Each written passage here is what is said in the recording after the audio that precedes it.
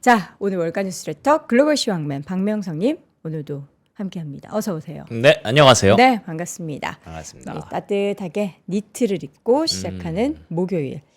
오늘은 날씨가 조금 풀렸어요. 그러게요. 당분간 네. 좀 따뜻하대요. 어제 그렇게 아침에 춥더니 이제 맞아요. 그거 이제 지나고 4만4원 지나고 4, 오. 5으로 된 거군요. 오랜만이네요. 4만4원. 그러니까 어르신들이 하는 거니까. 초등학교, 중학교 때 배웠던 기억이 갑자기 네. 또 나네요. 네, 4만 4만4원 네. 그렇습니다. 자, 시장이 이것도 여기 어느 쪽은 좀 따뜻하고 어느 쪽은 좀 춥고 그런가 어제 봐요. 좀 많이 극명했어요. 네. 반으로 뚝 자를 수 있는 그런 시장 분위기네요. 네, 시장도 약간 4만4원 네. 것 같기도 하고. 네. 계속 불확실성 재료를 제가 꾸준히 전달드렸잖아요. 네, 그것들이 막 시장에 적극적으로 노출되진 않았지만 베네수엘라와 이란은 좀 다르게 보는 것 같아요.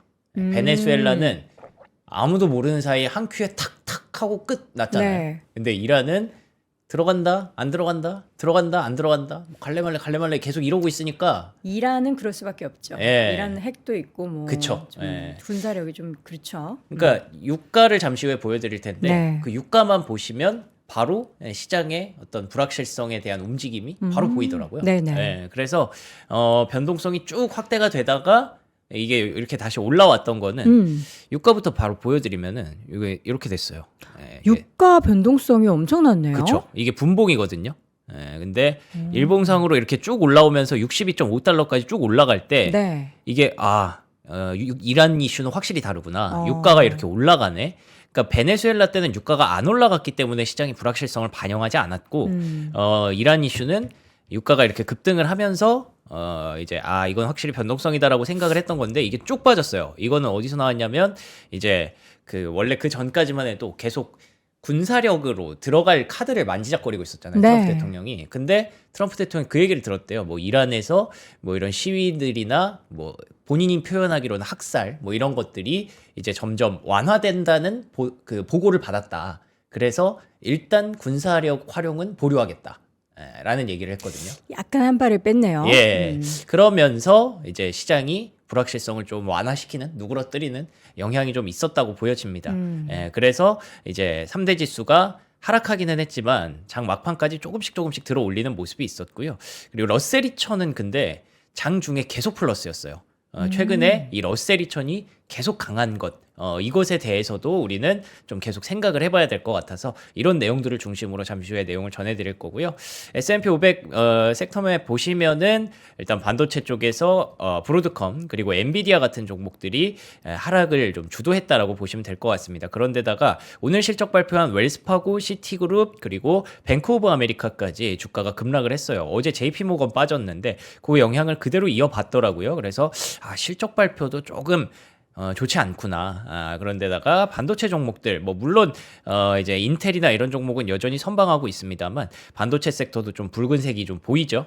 그리고 AI 쪽에 전반적으로 메타도 그렇고, 마이크로소프트도 그렇고, 구글까지도 잘 버티다가 하락 전환하는 걸 봤을 때, 이쪽 M7이랑 기술주들이 조금 최근에 이제 움직임이 좀 둔화가 되는구나. 그 반대로 이런 쪽으로 헬스케어라든지 에너지라든지 이제 방어주 쪽으로 좀 움직이는 모습이 최근의 특징이구나. 요 흐름에 대해서도 잠시 후에 짚어드릴 예정이고요. 네.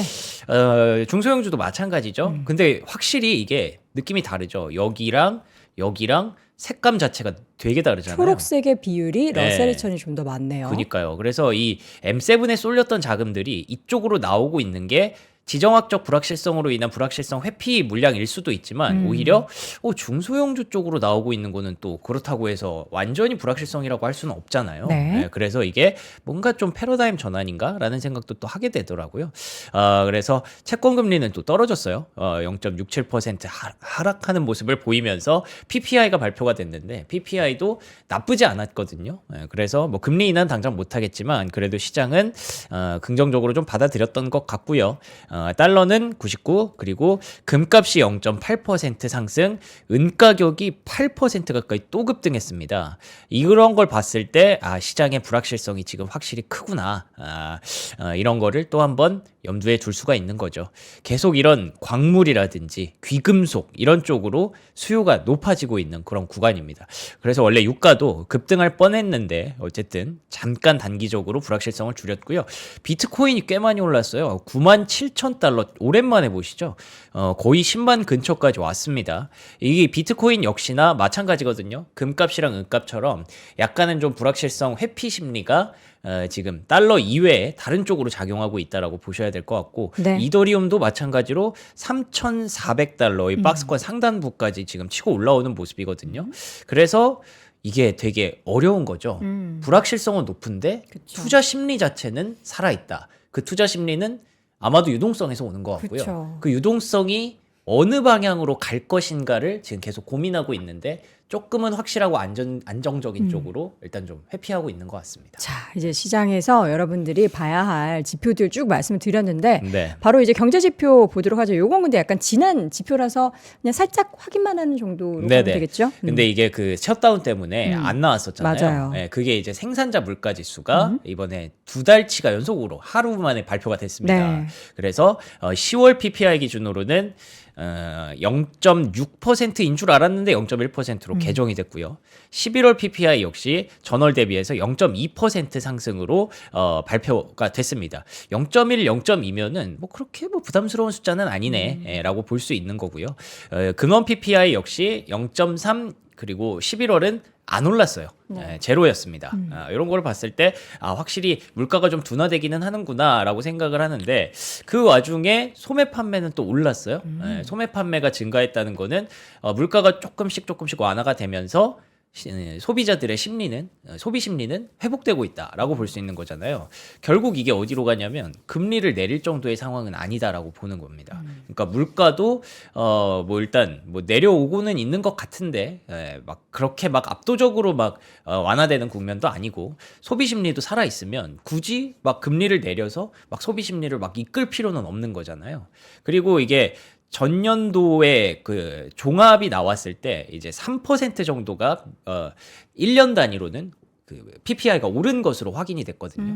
그러면 어쨌든 작년에 3% 정도 생산자 물가가 올랐는데 지금 굳이 금리를 내려서 물가를 좀 더 돋굴 필요는 없다라고 일단 본 것 같고요. 네. 그래서 연준의 인사들이 계속 지금 당장은 금리 인하할 필요가 없다라고 얘기를 하고 있습니다. 카시카리도 그렇고 폴슨이라는 이 필라델피아 연은 총재도 그렇고 굳이 지금 하지 말고 뭐 하반기쯤에 하자라는 쪽으로 얘기가 나오고 있고 그리고 또 베이지북에서도 여전히 관세 때문에 이제 물가에 대해서 좀 고민이 있다라는 얘기를 했다는 점에서 일단 경제 지표와 물가 그리고 또 이제 금리의 상관관계를 뭐 당장 금리 인하하기는 어렵지만 어쨌든 뭐 잘 뭐 안정적으로 나오고 있다 이렇게 네. 보시면 될 것 같습니다. 자, 대법원에서는 또 어젯밤에 뭔가 발표한다라고는 판결문 내놓는다고 했는데 그게 우리가 기다리던 그게 아니었죠? 그러니까요.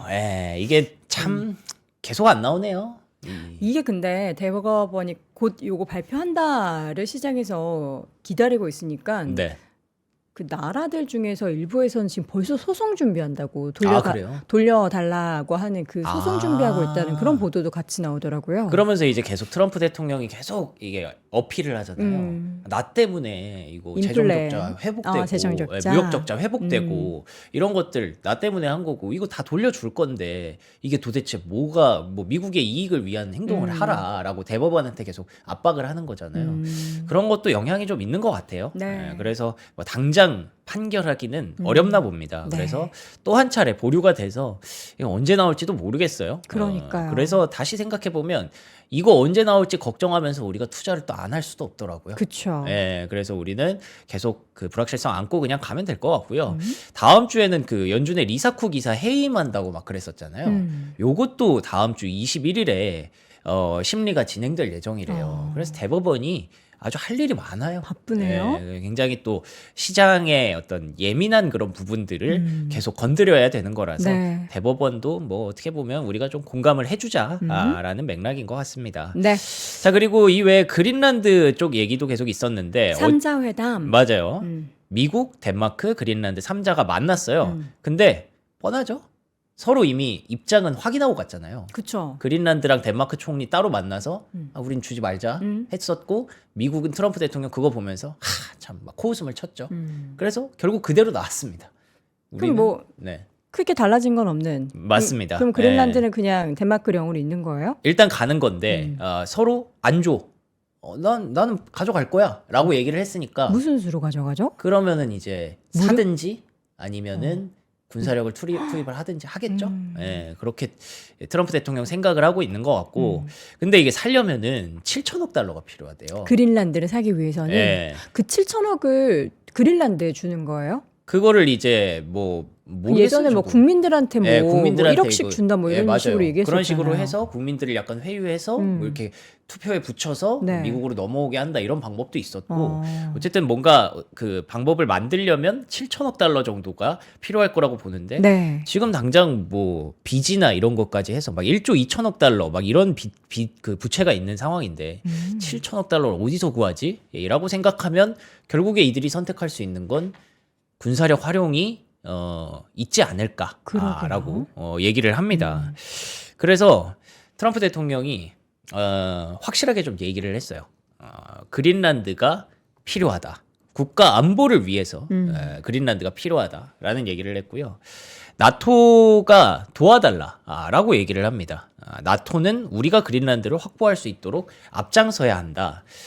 나 이것도 웃기죠. 그러니까 나토라는 곳이 이제 덴마크와 유럽 국가들도 같이 이익을 담보하는 곳인데 같이 보호를 해줘야 되는 곳인데 트럼프 대통령이 이렇게 압박을 하면서 나토도 우리 편 들어야지라고 얘기를 했을 때 과연 어떤 결과가 나올지 정말 어렵습니다. 그러니까 계속 트럼프 대통령이 얘기하는 건 그거예요. 내가 관리 안 하면 이거는 중국이나 러시아한테 넘어가기 때문에 그게 더 문제다라고 얘기를 하고 있고요. 그 SNS 표현을 보니까 뭐 개썰매한테 이걸 맡기면 안 돼. 막 이런 얘기를 하더라고요. 그러니까 그린란드는 보호력이 약하다, 방어력이 약하다라는 거예요. 거기는 이제 사람들도 별로 없고 그렇기 때문에 미군이 들어가서 여기를 방어해야만 그린란드의 그 천혜 자원들을 우리 우방들이 잘 활용할 수 있다라는 어필을 계속 하고 있어서 어떤 결과가 나올지 굉장히 궁금해집니다. 근데 유럽이 생각보다 좀 적극적으로 나오기 시작했어요. 프랑스가 또 유럽의 뭐 군대를 그린란드에 투입해야 된다, 투입할 것이다 라는 얘기를 하고 있고요. 독일도 군인대를 이번 주에 그린란드에 보낼 것이다 라고 하는 걸 보면 이거는 모르겠어요. 뭐 진짜 미국이랑 싸우겠다는 건지 뭔지는 모르겠지만 제 생각에는 그래요. 유럽이라는 그 곳도 아시다시피 굉장히 다양한 국가들의 이익 관계가 뭉쳐 있는 곳이잖아요. 네. 근데 또 이 독일과 프랑스라는 두 나라는 그 내가 유럽의 1등이다를 굉장히 자부하는 그런 나라들인데 그렇기 때문에 유럽이 위기에 빠졌을 때 내가 이제 앞장서서 요거를 막고 관리하겠다라는 것들을 좀 보여주기 위한 그런 행위가 아닌가라고 일단 판단은 하는데요. 만약에 정말로 뭐 그린란드에서 유럽과 미국의 무력 충돌이 일어난다. 이건 정말 상상하기 싫은 시나리오고 이건 주식시장에 투자하는 사람 입장에서 꿈도 못 꿀 그런 시나리오거든요. 근데 어쨌든 유럽이 생각보다 좀 적극적으로 움직인다라는 부분을 미국이 또 어떻게 판단할 것인가 굉장히 불확실성이 높아지고 있는 그런 구간입니다. 확실히 어딜 봐도 어렵죠. 그런데다가 또 이제 유럽에서 이런 얘기도 계속해요. 이란에 체류하고 있는 국민들한테 네. 빨리 이란을 떠나라. 위험하니까. 미국에서 어제 트럼프 대통령이 이란 떠나는 게 나을 것 같아. 이런 얘기를 미리 하면서 시장이 좀 긴장을 했고 그 이후에 유가가 급등하기 시작했고 갑자기 이제 근데 안 가도 될 것 같아. 뭐 군사력 투입은 일단 안 해도 될 것 같아라고 하면서 유가가 완화된 건데 이탈리아 그리고 폴란드 이쪽에서도 국민들이 이란을 빨리 떠나는 게 좋을 것 같다라는 뭔가 첩보가 계속 돌고 있나 봐요. 그래서 제 생각에는 트럼프 대통령이 뭐 이거 안 들어가도 될 것 같아라고 한 것도 사실 믿으면 안 되는 것 같아요. 제가 봤을 때는. 왜냐하면 미국은 정말 소리 소문 없이 어떻게 뭔가를 군사력으로 움직일 수 있다는 거 우리가 계속 봐왔잖아요. 그렇기 때문에 일단은 이란을 중심으로 계속 불확실성이 확대되고 있다라는 거를 여러분들이 생각하고 가져가셔야 될 것 같고요. 러시아에서 또 움직이네요. 미국의 이란 공격은 최악의 실수가 될 것이다. 이게 저희가 지금 뭘 보고 있는지 모르겠어요. 베네수엘라부터 시작해서 그린란드 그리고 유럽 국가들이 프랑스와 독일이 그린란드에 군대를 보낸다고 하고 미국이 그린란드에 군대를 보낼 수 있다 그러고 이란을 군사력으로 저지할 수 있다는 얘기가 나오면서 러시아가 그걸 또 만약에 그렇게 하면 최악의 실수가 될 거야 라고 하는 걸 보면 와, 이거 진짜 상상하기 싫지만 뭔가 세계대전 같은 그런 이상한 그런 분위기가 계속 진행되고 있지 않습니까? 예, 그래서 이런 것들을 봤을 때 금값과 은값이 왜 저렇게 올라가는지가 또 공감이 되는 거죠. 예. 지금 그래서 지정학적 리스크가 이렇게 불거지는데 네. 시장이 그래서 살짝 흔들흔들 하는데 여기에 이제 투자자들은 이거를 이번에는 좀 다르다 싶어가지고 좀 흔들리는 거를 대비를 해야 되는 건지 그렇죠. 예. 그러니까 이게 하락을 염두에 둔다. 결국에는 그게 이거를 이렇게 해석하면 네. 이러면은 하락한다는 거야? 너 뭐 그 얘기하는 뭐 숏이라는 거야? 그게 아니라 아니죠. 그게 무슨 아니라 숏이에요. 이렇게 되면 이제 주식 시장에서 우리가 어디를 봐야 되느냐. 그래서 방산주 많이 올랐었고. 그렇죠. 예. 그런 것들을 오늘은 좀 중심으로 얘기를 하려는 뭐 거예요. 유가 관련한 종목도 올랐고. 앞에서도 봤지만 네. 이게 금값이랑 은값이랑 비트코인이랑 이런 것들이 사실 막 시장이 엄청 큰 대형 초대형 불확실성이다라고 한다면 그게 올라가면 안 되잖아요. 그게 다 빠져야 되는 거거든요. 근데 그게 선별적으로 이제 올라가는 자산들이 계속 생기잖아요.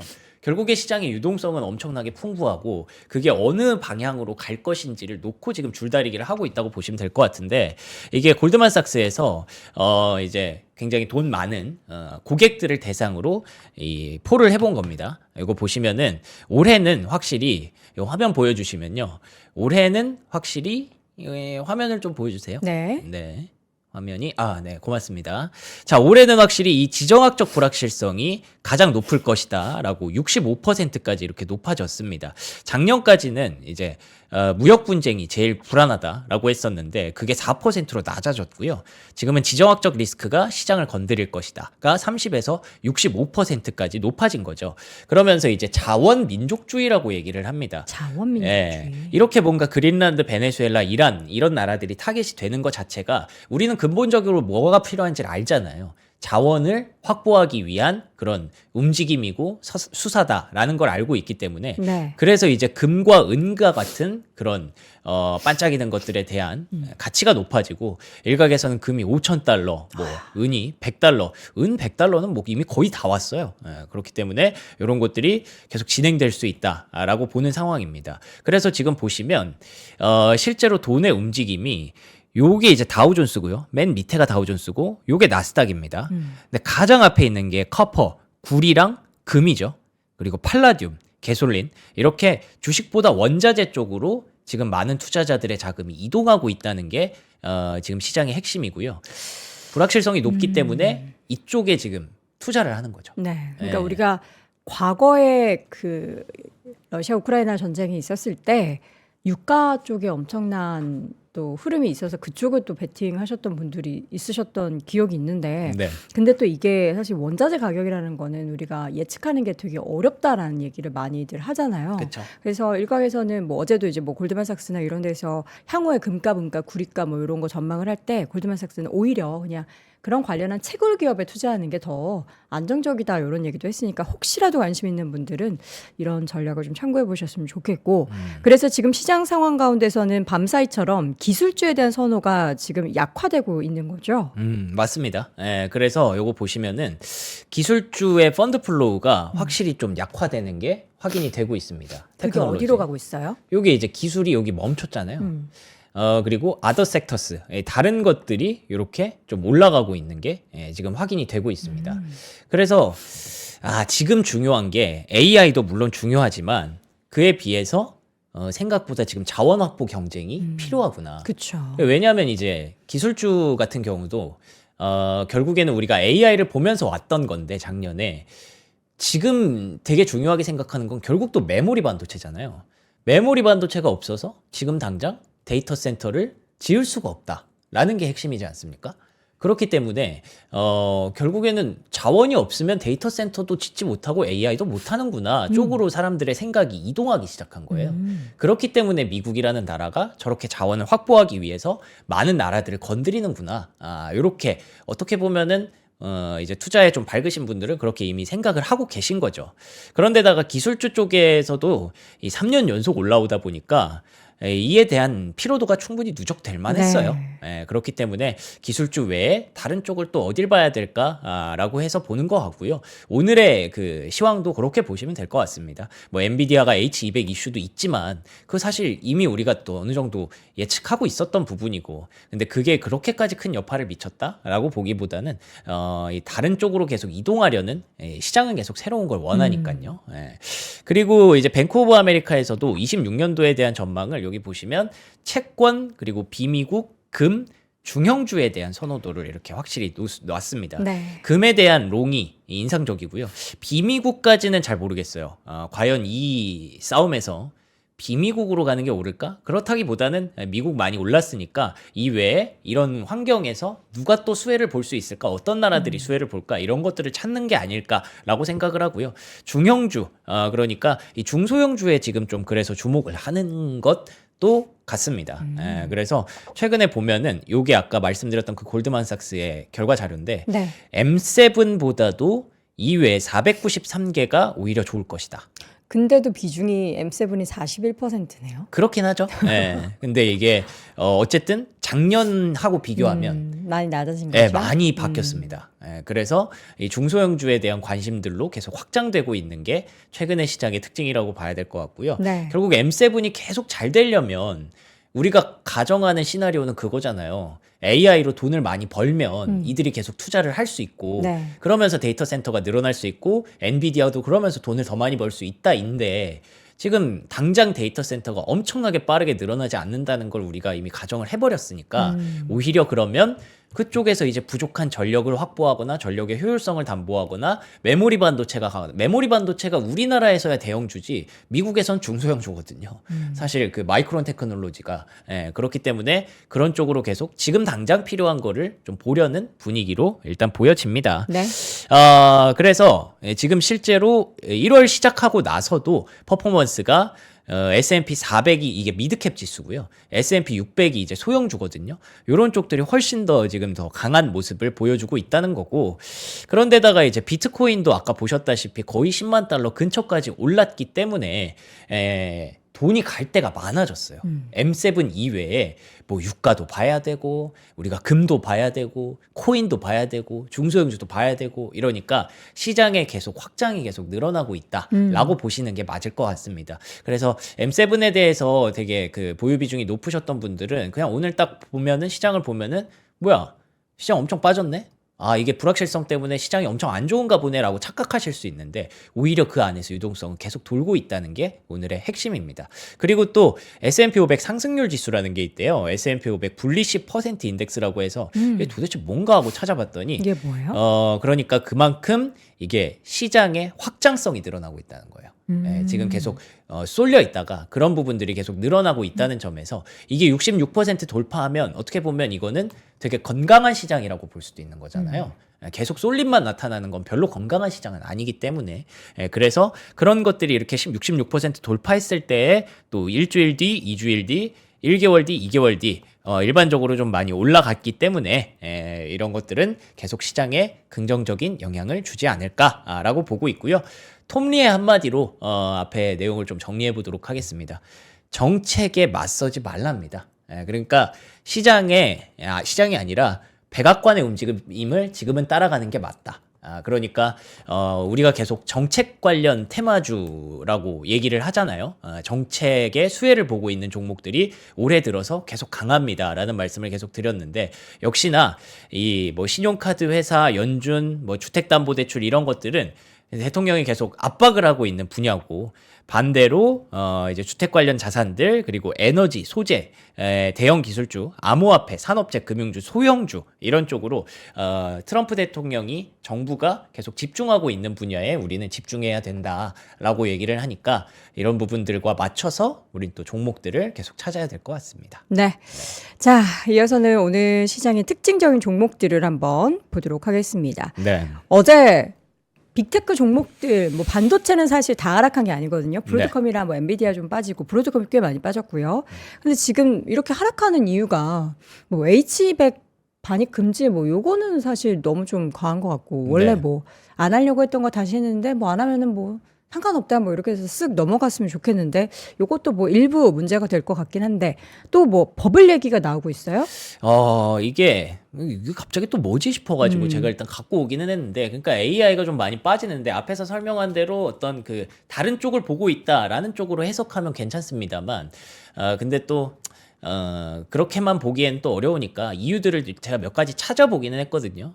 어떻게 보면 여러분들이 보시기에 에이 이게 말이 되냐 싶으신 걸 수도 있는데, 근데 어쨌든 저는 이유를 찾아내야 하는 일이다 보니까 뭐 이런 거 찾아냈다라고 보시면 될 것 같고, PJM이라고 있어요. 동부 쪽에 이제 전력망을 관리하는, 요게 아마 그 지역의 그 주 이름을 하나하나씩 뗀 걸 거예요. 뭐 매사추세츠에 M 가져오고 뭐 그런 것들 가져왔을 텐데, 아무튼 거기에서 올해의 그 전력 수요 증가 전망치를 하향 조정했답니다. 그러니까 제가 아까 말씀드렸던 부분대로 생각보다 데이터 센터가 빨리 지어지지 않으면 엄청 필요한 건 사실인데, 막상 또 그러면은 이제 전력 수요가 그것만큼은 안 될 수도 있잖아라고 보는 거예요. 그래서 여름의 최대 전력 수요 전망치를 164기가와트에서 160기가와트까지 하향 조정했다라고 블룸버그 뉴스가 보도를 한 겁니다. 네. 그러면은 이렇게 되면은 우리가 생각했던 시나리오가, 그러니까 AI로 인해서 빅테크가 돈을 많이 버는 시나리오가 조금 늦어질 수 있겠네, 라고 일단 보는 것 같고요. 그런데다가 이제 어제 말씀드렸던 그 H200 수입 중국이 좀 제한적으로 받겠다라는 게 이제 거의 공식화가 됐거든요. 여기 보시면 국내 기업들에게는 제한적인 경우를 제외하고는 구매를 자제할 것을 권고하며 사실상 일시적인 수입 금지 조치를 내렸다. 그래서 뭐 중국도 필요한데 향후 양국 회담에서 유리한 위치를 확보하기 위한 전략으로 해석될 수 있다라고 해서 전 심각하게 보지는 않습니다만, 이제 미중 간의 정상이 또 만나야 되거든요. 그 전에 약간 뭐 서로의 카드를 교환하는 그런 과정이라고 생각은 합니다만, 어쨌든 이게 엔비디아의 주가에는 좋지 않은 영향을 줬다라고 보시면 될 것 같고, 뭐 얘기가 나오려니까 별게 다 나오더라고요. 네. 뭐 중국에서는 미국과 이스라엘의 보안 소프트웨어 사용을 중단을 지시했다. 이 중국 기업들에게. 이게 아마도 그 이란에 대한 어떤 불편한 감정인 것 같아요. 이란을 계속 건드리려고 하니까 중국도 이제 뭔가 하나 보여주기는 해야겠고, 그래서 미국이랑 이스라엘을 일부러 잡지 않았나라고 생각을 합니다. 그래서 팔로알토 네트워크스, 크라우드 스트라이크 홀딩스 이런 보안주들의 주가가 좀 하락을 했다라고 보시면 될 것 같고요. 네. 뭐 어쨌든 지금 계속 지정학적 불확실성 있고 미국과 중국 간의 카드 교환하는 그런 과정이 필요하고, 그렇다는 점에서 아마 이런 얘기들은 좀 지속적으로 좀 시장을 괴롭힐 수도 있겠다라고 보여집니다. 그 와중에 근데 또 날 잡았나 싶을 정도로 제프리스에서는 또 이런 얘기를 하네요. 생각보다 중국의 AI가 따라잡는 속도가 빠르고, 그리고 딥시크가 이제 다음 달에 또 새로운 버전이 나오거든요. 네. 그래서 이 AI가 빠르게 에이전틱으로 넘어가지 않는다면, 그렇게 가면 당연히 미국이 또 차이를 벌릴 건데, 그렇지 못하다면 중국도 꽤 빨리 따라올 수 있어서 중국의 AI 성장세가 오히려 지금은 더 좋을 수도 있다. 밸류에이션 갭을 메꿀 수도 있다라는 게 제프리스의 전망으로 나왔습니다. 그래서 특히나 알리바바를 좀 주목을 했어요. 그러면서 보시는 것처럼 알리바바의 최근의 주가 탄력이 괜찮습니다. 이거 일봉이거든요. 그래서 이런 부분들이 나오다 보니까 상대적으로 미국의 빅테크는 조금 조정을 받았다라고 보시면 될 것 같습니다. 네. 근데 그래도 반도체는 사실 이 정도면은 저는 잘 버텼다, 건재했다라고 생각을 하거든요.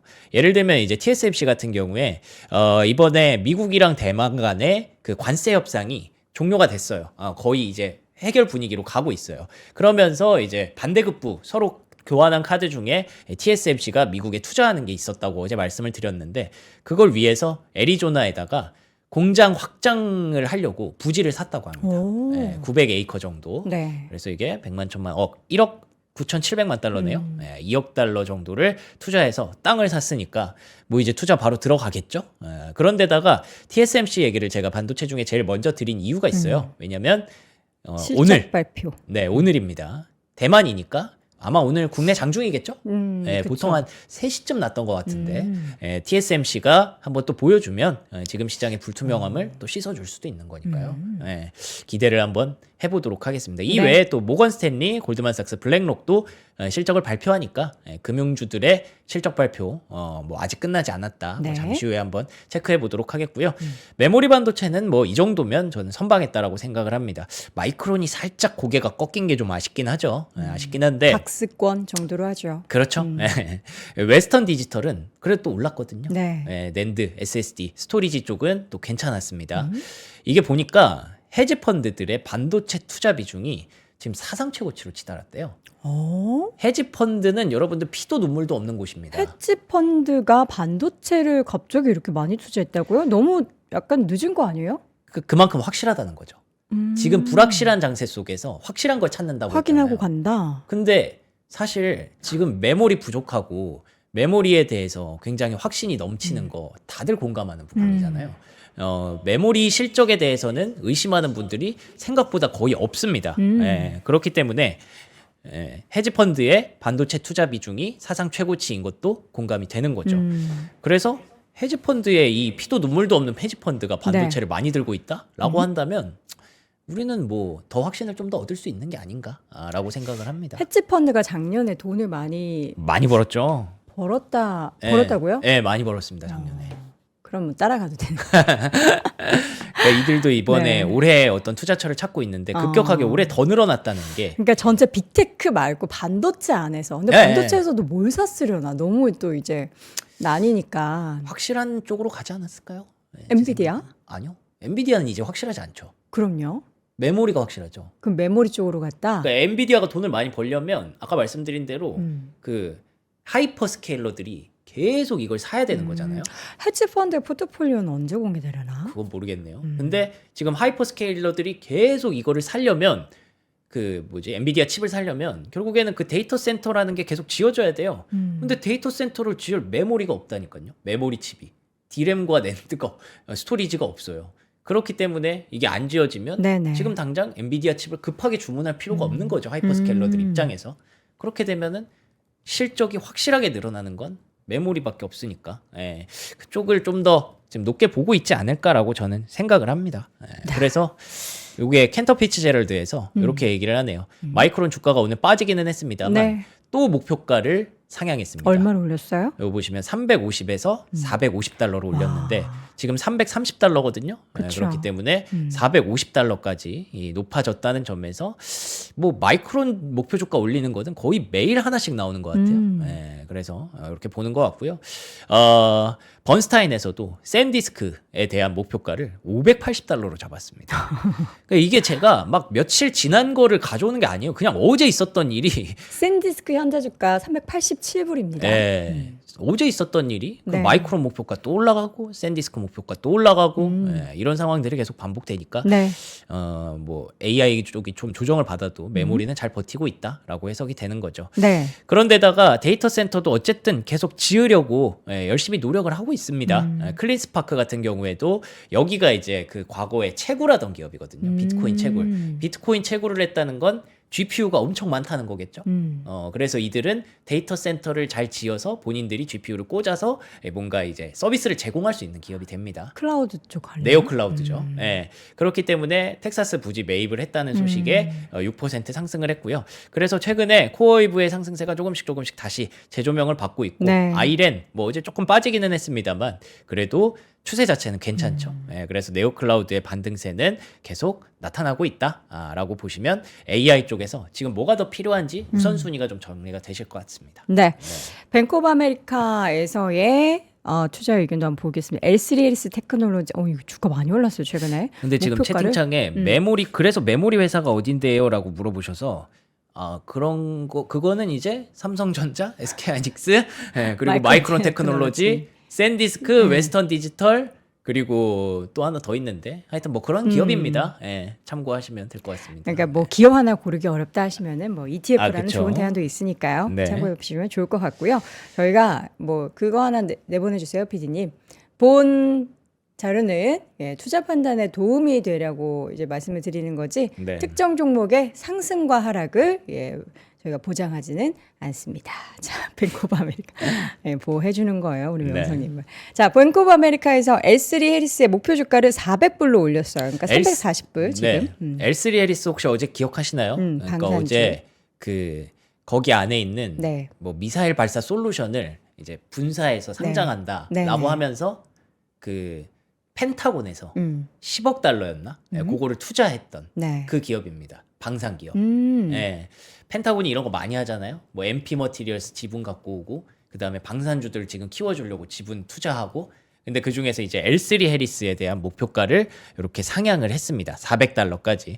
그러면서 또 L3 해리스 방산주가 이렇게 올라갔는데 네. 보시면요. 방산주 무시무시하게 갑니다.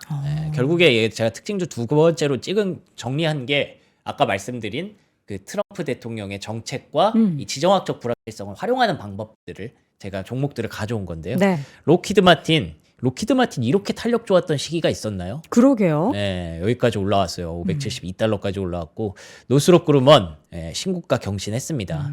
방산주에 대한 기대감은 글로벌적으로 지금 계속 확산되고 있다. 이렇게 보시면 될 것 같고요. 네. 그래서 이거는 뭐 맨날 가져옵니다. 방산주 관련주들 이렇게 묶어놓은 거 보고 또 근데 보세요. 그래서 단기적으로 이렇게 올라가지고 뭐 겁도 나고 근데 이게 또 약간 신제국지 얘기하면서 그렇죠. 계속 이제 국방력을 증강시키는 게 전 세계적인 트렌드니까 네. 이거 우리가 또 무시할 수는 없을 것 같고 그럼요. 드론도 계속 올라가요? 그렇죠. 여기에도 이제 사실 드론이 포함돼 있잖아요. 네. 여기 글로벌 디펜스 테크 여기 보시면 요게 다 드론이거든요. 그리고 여기 조비, 아처 이런 것들은 이제 날아다니는 무인기 뭐 이런 거 만드는 회사인데 네. 그런 기업들의 주가도 다 잘 가고 있습니다. 크라토스, 에어로바이론먼트, 아처 에비에이션, 뭐 조비 에비에이션 이런 종목들 계속 이제는 사실 로봇의 시대인데 뭐 사람이 전쟁하는 것보다 드론이 날아가서 먼저 다 막 뭐 초토화 시키고 그 다음에 거기 아니 이제 초토화 이런 거 없어야죠. 없어야 전 세계가 되는데. 평화가 있어야죠. 그러니까 서로 많이 개발하고 만들긴 하되 네. 실제로 쓰는 일은 좀 없었으면 좋겠습니다. 네. 뭐 저는 그러면 좋겠습니다. 평화를 진짜로. 수호합니다. 네.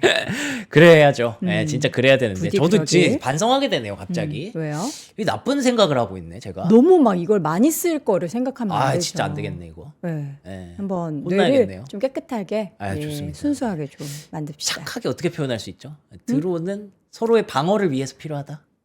그쵸. 그러니까 네. 우리가 그런 거 있잖아요. 서로 무기를 다 들고 있어. 네. 내 무기, 너 무기, 뭐가 더 좋냐. 요거 이제 경쟁하는 그런 건 좋은데, 이거를 실제로 사용하지는 말고 이제 약간 위험용으로만. 그쵸 그쵸. 우리가 핵을 그렇게 쓰잖아요, 지금. 위험용으로. 핵을 진짜 쓰면 큰일 나잖아요. 옛날에 이 얘기 한번 한 적 있나? 네. 그 먼 나라 이웃 나라 읽었을 때 네. 거기에 6편인가가 그 막 열강들이 나와요. 네. 뭐 프랑스, 뭐 독일. 근데 마지막 6편이 스위스거든요. 왜? 왜 스위스인지 아세요? 왜요? 스위스가 중립국이어서. 어. 근데 그 이원복 선생님이 스위스를 그가 왜 중립국으로 남을 수 있었나? 이런 유럽이라는 열강들의 틈에서 빵빵한 국방력 때문에. 힘이 셌기 때문에 남을 수 있다고 그러니까요. 하더라고요. 결국에는 그런 면에서 평화를 만들려면 그렇죠. 평화를 위해서 기술이 개발이 된다. 힘이 발전을 있어야 한다. 됩니다. 뭐 이 정도로 정리해 보겠습니다. 드론 관련주 그래서 어쨌든 올라왔고요. 그리고 지금 사실 우주도 뭐 거의 지금 중국과 미국의 어떻게 보면 보이지 않는 전쟁터가 됐거든요. 네. 거기다가 위성 자리 만들어서 어떻게든 위성 확보하려고 지금 뭐 아까 보니까 채팅창에 로켓랩 뭐 맛있다 막 이런 분도 계신데 네. 로켓랩이 와 이 가격에서도 6%를 더 가더라고요. 축하드립니다. 로켓랩과 플래닛 랩스와 같은 우주 관련주들도 지금 계속 뭐 어쨌든 트럼프 정부 지원을 받고 있는 그런 기업들이니까 어제 보여드렸죠. 뭐 헤그세스랑 그 일론 머스크 만나가지고 네네. 막 이거 뭐 모터 새로 만들었어요. 막 이런 거 자랑했잖아요. 그런 것들이 계속 긍정적으로 반영이 되는 거죠. 네. 그래서 갑자기 생각나서 그 테슬라 이슈 뭐 주가 빠지기는 했습니다만 요것도 놓치고 가기 어려워서 이게 어떻게 구조가 바뀌는 거야? 월 구독료를 네. 99달러인가 내는 맞아요. 뭐 거라면서요. 15만 원인가 뭐 그렇던데. 이게 좋은 건가? 모르겠어요. 한 번에 내는 게 부담스러운 사람은 한번 경험해봐라. 이게 1,000만 원이라면서요? 한 번 경험하면 빠져나갈 수 없다. 그렇죠. 구독형으로 가는 거. 근데 문제는 이제 1,000만 원 내고 이미 FSD를 사신 분들. 그런 분들이 문제잖아요. 근데 원래 뭐 다 그래요. 처음에는 이제 비싸게 출시해서 얼리어답터 분들은 비싸게 그걸 경험을 먼저 하죠. 그 다음에 이제 더 많은 대중화를 위하여 네. 이렇게 구독형으로 많이 바뀌곤 하는데 네. 이건 뭐 어쩔 수 없는. 그래서 이 그분들에 산업의 대해서 흐름. 어떻게 이제 보상? 서비스를 어떻게 바꿀 것이냐 이것도 좀 고민된다고 하더라고요. 그걸 또 차별성이 있으면 그러니까. 또 안 좋지 않을까? 네, 그래서 이런 것들 고민하고 있다고 해서 네. 뭐 테슬라 그냥 이슈 간단히 요것만 봤고요. 네. 그리고 제가 어제 또 보여드렸던 자료 중에 또 보고 또 보세요가 방산이었다면 이것도 저장해 두세요가 이제 광물 관련 주들이었거든요. 광물 아까 얘기를 했었죠 저희가. 광물이 정말 필요할 것이다. 음. 아니나 다를까 간밤에 또 이게 나왔습니다. 핵심 광물 관련 행정명령에 트럼프 대통령이 또 서명을 했답니다. 어. 그만큼 지금 광물이 거의 근본이에요. 그러니까 저거를 이제 선점을 해야 네. 기술도 국방도 다 된다. 뭐 그쵸. 이런 생각을 다들 하는 거죠. 그리고 사실 뭐 물론 이미 본인들이 갖고 있었던 계획 중에 하나였겠지만 특히 작년에 되게 아픈 기억이 있잖아요. 네. 관세로 막 이렇게 전쟁을 하다가 결국에 트럼프가 타코라는 별명을 얻었던 게 막 금리 올라간 것도 있었지만 네. 중국이 히토를 안 줘버렸잖아요. 음. 그러니까 이제 어느 순간 중국이 또 히토를 안 주면 이게 상황이 그렇게 안 좋아질 수 있다라고 보니까 네. 핵심 광물을 좀 더 빠르게 당기기로 했던 것 같습니다. 그래서 그린란드에 히토류가 많으니까 네네. 뭐 그게 정말 정제가 된다 안 된다 뭐 그런 말도 있습니다만 그래도 그래서 그린란드를 좀 더 확보하려고 서두르는 것 같고요. 네. 이걸 서명을 하니까 이제 또 MP 머티리얼스 주가도 9% 급등을 했고요. 헤클라 마이닝 같은 이제 금광, 은광 관련주들 계속 뭐 뉴몬트 이런 종목들 차트 계속 괜찮거든요. 그런 종목들의 랠리도 지속되고 있다라고 보시면 될 것 같습니다. 베네수엘라와 원유 첫 거래 시작했어요? 그러니까요. 수입해 뭐 온 이게 건가? 결국에는 베네수엘라 원유도 벌써 이제 나가기 시작했습니다. 네. 일단 계약만 한 거라서 이게 뭐 당장 파서 팔았다 거래, 이건 아니지만 거래. 베네수엘라 그리고 그럼 이 돈은 누가 가져가는 거냐? 이 미국이 관리하는 베네수엘라 계좌에 있답니다. 미국이 관리하는 베네수엘라 계좌? 예. 베네수엘라 은행이지만 그 은행 뭐 사실상 지금 거의 베네수엘라가 거의 미국의 관리와 지배를 거의 받고 있는 상황이니까. 그래서 이 돈이 정확히 어디로 갈지는 모르겠어요. 네. 근데 어쨌든 베네수엘라 원유가 벌써부터 처음으로 거래가 되기 시작했다라는 점에서 야 쉐브론이 결국 고점을 경신하네요. 네. 이렇게 신고가 나오고 있고요. 슐럼버거 이미 신고가 난 지 오래죠. 계속 이렇게 상승세 이어지고 있습니다. 네. 그리고 이거 에너지 파면은 또 누가 날르죠? 배 만들고 해운해서 날라야 되잖아요. 그렇기 때문에 최근에 또 하나오션 주가가 또 많이 올라갔는데 헌팅턴 인걸스 거의 미국의 거의 하나 남은 조선사잖아요. 여기가 이제 HD 현대중공업과 연계가 되어 있고 그런데다가 이제 스콜피오 탱커스 막 미국도 해운사 찾아보니까 많더라고요. 그 중에서 시가총액 제일 높은 기업 하나 가져왔는데 스콜피오 탱커스 뭐 이런 기업들이 계속 움직이고 있어서 결국 이게 따지고 보면 묶으면 경기 민감 뭐 이런 쪽으로 묶을 수 있는 거라서 네. 이런 쪽의 랠리도 지속되고 있으니까 조선 또 결국 방산에서 출발하는 거잖아요. 그쵸. 이렇게 연결해서 볼 수 있고 와. 암호화폐는 갑자기 뜬금없이 왜 나오냐? 오랜만에 반등했어요. 그냥 이것 또한 그런 지금 지정학적 불확실성의 여파를 받고 있고 결국 트럼프 대통령의 중요한 정책 중에 하나라서 네. 비트코인 가격이 모처럼 좀 오랜만에 올라와서 암호화폐 관련주도 모처럼 고개를 좀 들었다. 이렇게 트럼프 정책 수혜주들 아주 그냥 패키지로다가 쭉 정리를 한번 해봤습니다. 금융주가 꽤 빠졌어요. 네. 네. 그러니까 요게 좀 아쉬운 거죠. 실적 시즌인데 실적 원래 시즌. 약간 축포 쓰면서 항상 금융주 실적 늘 좋았거든요. 근데 그쵸. 이번에는 별로 안 좋아서. 네. 근데 사실 금융주 실적은 좋은데 주가는 빠지고 이런 게 되게 일상이었거든요. 네. 왜냐하면 그 전까지 실적 시즌에 대한 기대감이 높으니까. 근데 이번에는 실적 자체가 그냥 안 좋았어요. 그래서 웰스파고 보시면 빨간불이 엄청 들어와 있죠. 네. 매출과 EPS 자체가 예상치를 모두 하회했습니다. 그러면서 웰스파고의 주가가 4.6% 급락을 하는 모습이었고 시티그룹 역시 매출 전망치에 비해서 빨간불이 좀 들어왔죠. 그래서 주가가 4%또 급락을 했습니다. 좀 억울한 거는 뱅크 오브 아메리카예요. 괜찮았거든요. 네. 근데 어제 JP 모건부터 시작해서 금융주가 줄줄이 무너지니까 뱅크 오브 아메리카도 이렇게 무너져서 이러면은 진짜 이게 뭔가 문제가 있는 건가 싶어서 뱅크 오브 아메리카의 어떤 그 얘기들을 좀 들어봤습니다. 여전히 소비자들은 건전하다라고 평가를 하면서 소비자 지출이 5% 증가한 4조 5천억 달러를 기록했고 계좌 잔액도 안정적이다. 그래서 2026년도 지속적인 성장이 예상되기 때문에 걱정하지 마세요. 라고 얘기를 했고요. 규제 완화 이점도 기대하고 있고 근데 이 포인트 중에 하나가 최대 6조 달러에 달하는 예금이 스테이블 코인 쪽으로 이동할 수 있다는 연구 결과를 인용했다고 합니다. 그래서 아까 제가 잠깐 코인 얘기했습니다만 네. 이쪽도 계속 인프라는 지금 구축이 되고 있는 것 같아요. 스테이블 코인에 대해서. 그래서 지금 클래리티 액트 그것도 구조화 법안도 아마 이번 주 다음 주 안으로 아마 통과가 될 가능성이 높거든요. 네. 그래서 코인도 그런 쪽을 좀 반영하는 것 같습니다. 네. 자, 이렇게 해서 마지막 넷플릭스 이거 잠깐 간단하게. 네. 오늘- 요거는 오늘 뭐 소식이 진짜 많아가지고 저희가 네. 지금 시간 가는 줄 모르고 얘기를 해가지고. 그러네요. 빨리 넷플릭스가 워너브라더스 가져가잖아요. 네. 가져가기로 됐는데 올 현금 시원하게 올 현금으로 가기로 했습니다. 네. 넷플릭스 돈 많아요, 진짜. 72빌리언이면 720억 달러잖아요. 요거 올 현금으로 간다고 해서. 근데 어쨌든 넷플릭스 주가는 하락했고 워너브라더스는 주가는 이제 뭐 멈췄지만 요게 이제 정리가 되면 넷플릭스가 그거 이득을 따지겠죠. 네. 손실과 이득을 따지면서 이제 계산을 하게 되지 않을까 싶습니다. 알겠습니다. 네. 자, 시간이 벌써 이렇게 됐습니다. 빠르게 오늘 저희가 입고 있는 니트 소개 잠깐 해드리자면요. 요거는 여기 마크 보이시겠지만 폴로 니트. 요거 꽈배기 디자인 보여드릴 때마다 인기가 진짜 많아요. 근본이죠, 근본. 네, 요거 이제 기본적인 니트 겨울에 포근하게 갖고 싶으신 분들은 저희가 6만 원대에 준비했으니까 함께 하시면 좋을 것 같고요. 제가 입은 사이즈는 넉넉한 M 사이즈, 우리 명성님은 X라지 입으셨고요. X 스몰부터 가장 작은 이제 X 스몰부터 엑스라지 맞나? 이거 한번 확인해 볼게요. X라지일 거예요. X라지까지 준비를 보이네. 하고 있습니다. 남성 4종, 여성 5종인데요. 뭐 여성분들이 남성 거 입어도 되고 남성분들 중에서 조금 외성분들 여성 거 입으셔도 됩니다. 블랙 남성은 블랙, 그레이, 네이비, 스카이 블루 네 가지 준비했고요. 여성은 라지예요, 블랙. 라지. 아, 라지예요? 네, 조건 라지예요. 꽤 그러면 명성님 사이즈 값 지금 105니까 라지도 105 가능하네요. 여러분 요거 살짝 크게 나왔나 봅니다. 네. 라지 사이즈 105 적당하게 맞는다. 네. 좀 핏되게 입으시고 싶으신 분들은 그냥 라지 사이즈 선택하시면 되고 나는 조금 더 넉넉하게 입고 싶다 하시는 분들은 원래대로 엑스라지 선택하시면 되겠습니다. 여성은 블랙 여기 이제 핑크 더합니다. 남성분들 중에서 나는 핑크 좋아한다. 왜 없냐? 여성 사이즈 큰 거 주문하시면 돼요. 그리고 네이비, 화이트, 블루 이렇게 색깔이 조금 다르니까 여러분들이 원하시는 컬러 선택하시면 좋을 것 같고요. 자, 이어서 제가 지금 이 노트북 보고 깜짝 놀랐어요.